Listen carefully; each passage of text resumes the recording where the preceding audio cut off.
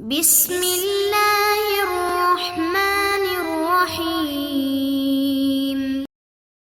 السلام علیکم معزز طلبہ کرام، آپ سب کیسے ہیں؟ آج ہم اصول شاشی کے سبق نمبر 71 کو پڑھیں گے۔ آج کے سبق کا عنوان ہے دلالت نفس کلام کا بیان۔ آج کی ہماری عبارت وثانی کا تترک الحقیقت سے شروع ہوتی ہے۔ آئیے سب سے پہلے عبارت پڑھتے ہیں، اس کے ترجمے کے بعد مزید اس کی وضاحت کی طرف بڑھتے ہیں۔ مصنف علیہ رحمہ لکھتے ہیں وثانی قد تترک الحقیقت بدلالت فی نفس الکلام، اور دوسری قسم، کیونکہ 5 اقسام تھی جن کی وجہ سے حقیقت لفظ کو چھوڑا جاتا تھا، تو ان میں سے دوسری قسم کبھی کبھی لفظ کی حقیقت کو چھوڑ دیا جاتا ہے نفس کلام میں موجود دلالت کی وجہ سے۔ مثالہ اذا قال کل مملوک لی فہو حر، اس کی مثال یہ ہے کہ جب کسی شخص نے کہا کہ ہر وہ جو میرا مملوک ہے، جو میری ملکیت میں ہے، تو وہ آزاد ہے۔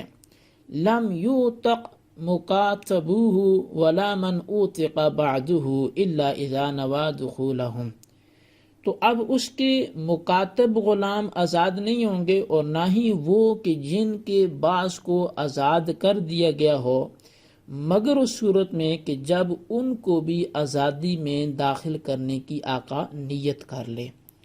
لأن لفظ المملوک مطلق یتناول المملوک من کل وجہ، اس لیے کہ جو لفظ مملوک ہے یہ مطلق ہے، اور یہ ہر وجہ سے جو مملوک ہو، یعنی جس پر ملکیت تامہ حاصل ہو، اس کو یہ شامل ہے۔ والمکاتب لیس بمملوک من کل وجہ، جبکہ مکاتب وہ غلام ہے کہ جو ہر وجہ سے مملوک ہے ہی نہیں، اس پر ملکیت تامہ ہے ہی نہیں۔ ولہذا لم یجوز تصرفہ فیہ، یہی وجہ ہے کہ آقا کا عبد مکاتب میں تصرف کرنا بھی جائز نہیں ہے۔ ولا یحل لہ وطی المکاتبۃ، اور نہ ہی مکاتبہ لونڈی سے آقا کا وطی کرنا یہ بھی حلال نہیں ہے۔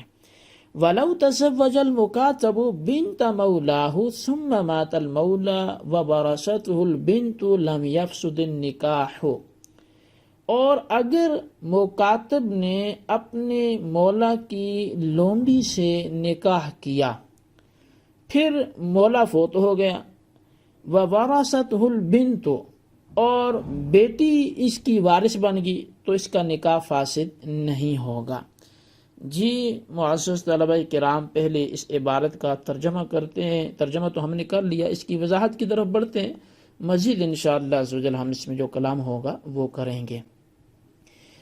الثانی سے مصنف حقیقی معنی کو ترک کیے جانے کا دوسرا مقام بیان کر رہے ہیں کہ جس کو نفس کلام کی دلالت سے موسوم کیا گیا ہے، یعنی اس کا نام نفس کلام کی دلالت رکھا گیا ہے۔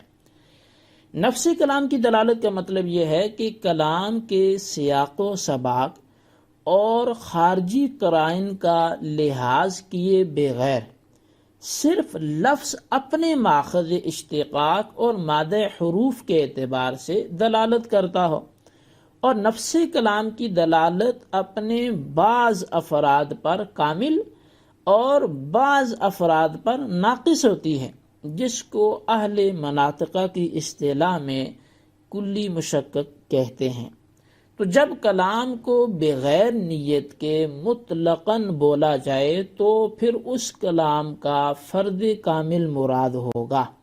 یہ ایک کلیہ ہے، ضابطہ ہے کہ جب بھی کلام مطلق بولا جائے گا تو وہ اپنے فرد کامل کی طرف پھیرا جائے گا۔ اس کی مثال مصنف علیہ رحمہ مثالہ سے نفس کلام کی دلالت کی بنا پر حقیقی معنی کو ترک کرنے کی مثال پیش کر رہے ہیں، لیکن ہم مثال بھی سمجھیں گے اس سے پہلے کچھ گزارشات مملوک، غلام، مکاتب، مدبر، ام ولد، اس حوالے سے جو ہیں وہ سمجھنا ضروری ہے تاکہ ہمیں پھر آگے سبق سمجھ آئے۔ تو آئیے پہلے یہ تمہیداً ہم کچھ گزارشات، کچھ باتیں جو عتق کے حوالے سے ہیں، غلامی کے حوالے سے ہیں، ان چیزوں کو ہم پہلے کچھ اصطلاحیں ہیں وہ سمجھ لیں، اس کے بعد ہم مثال کی طرف بڑھتے ہیں۔ سب سے پہلے ایک لفظ استعمال ہوتا ہے غلامی کے باب میں، مملوک یا مملوکہ۔ تو لفظی معنی تو اس کا ہے کہ جس پر ملک ہو تو اس کو مملوک، یا لونڈی ہو تو مملوکہ وغیرہ بولا جاتا ہے۔ جو بھی چیز کسی کی ملک میں ہو تو اس کو وہ کہہ سکتا ہے کہ یہ میری ملکیت میں ہے، یہ میری مملوکہ ہے، یہ میرا مملوک ہے۔ اب اصطلاحاً جو مملوک بولا جاتا ہے وہ غلام یا لونڈی ہے کہ جس پر آقا کو ملک رقبہ یعنی غلامی کی ملکیت کے ساتھ ساتھ ملک تصرف کا بھی حق حاصل ہو۔ مملوک کو عبد اور رقیق بھی کہا جاتا ہے۔ ان میں غلامی اور ملکیت دونوں کامل طور پر پائی جاتی ہیں، مملوک ہو یا مملوکہ ہو، غلامی ان میں مکمل ہوتی ہے۔ اسی باب میں ایک دوسرا لفظ آتا ہے، وہ مکاتب یا مکاتبہ بولا جاتا ہے۔ اگر مذکر ہو تو مکاتب، اور اگر مؤنث ہو تو پھر اس کو مکاتبہ سے تعبیر کرتے ہیں۔ اب مکاتب یا مکاتبہ یہ وہ غلام یا لونڈی ہیں کہ جن کو آقا نے یہ کہا ہو کہ تو اتنے پیسے کما کر دے دے تو آزاد ہے۔ غلام یا لونڈی نے اس معاہدے کو تسلیم کر لیا تو اس کو عقد کتابت کہتے ہیں، اور ان پیسوں کے بدل جو آتا ہے، پیسہ آتا ہے، اس کو بدل کتابت کہتے ہیں، جو کتابت کے بدلے میں ملتا ہے، اس عقد کے بدلے میں ملتا ہے۔ مکاتب اور مکاتبہ میں غلامی کامل ہے۔ غلامی کامل ہونے کا اصول یہ ہے کہ جس غلامی کا زائل ہونا یقینی نہ ہو وہ غلامی کامل غلامی ہوتی ہے۔ چونکہ مکاتب ہو یا مکاتبہ ہو، ان میں بدلے کتابت کو ادا کرنا یقینی نہیں ہوتا، یعنی یہ طے نہیں ہے کہ یہ واقعی کر ہی لیں گے، ہو سکتا ہے ایسی رقم رکھی ہو یہ نہیں کر سکتے، لیکن انہوں نے قبول کر لیا کہ ٹھیک ہم کریں گے، لیکن یقینی نہیں ہے کہ یہ کر پائیں گے۔ لہٰذا غلامی جو ہے وہ کامل ہی ہوگی، اس لیے کہ ان کا وہ پیسے ادا کرنا یقینی طور پہ معلوم نہیں ہے۔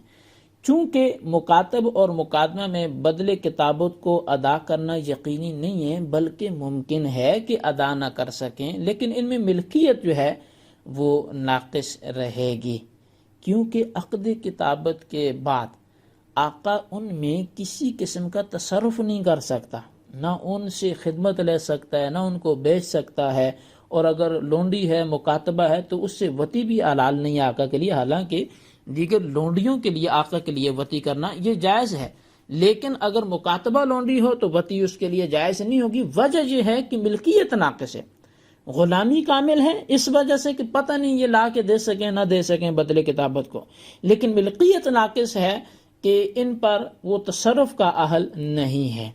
تو یہ دوسرا لفظ تھا جو اس باب میں استعمال ہوتا ہے۔ ایسے ہی ایک لفظ ہے موتق البعض۔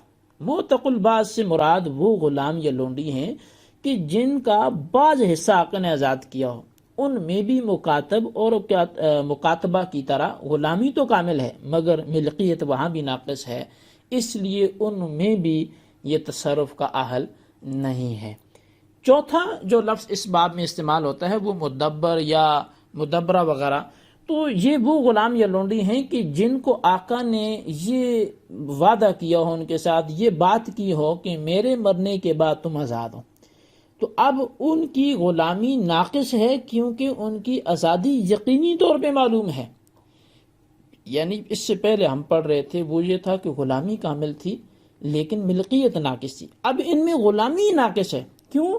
اس لیے کہ ان کی آزادی یقینی ہے، جس کو آقا نے اپنی موت کے ساتھ معلق کر لیا ہے، تو موت تو یقینی چیز ہے، آج نہیں تو کل آئے گی، تو لہٰذا غلامی ان کی ناقص ہوگی، کیونکہ موت کسی بھی وقت آئے گی تو یہ غلام نہیں رہیں گے، مگر ان کی ملکیت کامل ہے۔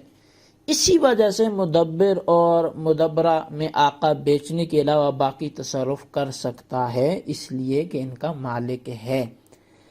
اسی باب میں جو پانچویں اصطلاح ہوتی ہے وہ ہے ام ولد کی۔ اب ام ولد وہ لونڈی ہے کہ جس نے اپنے آقا کی وطی کے نتیجے میں ایک لڑکا جنا اور آقا نے یہ دعویٰ بھی کر دیا کہ یہ بچہ میرا ہی ہے، تو یہ لونڈی آقا کے مرتے ہی آزاد ہو جائے گی۔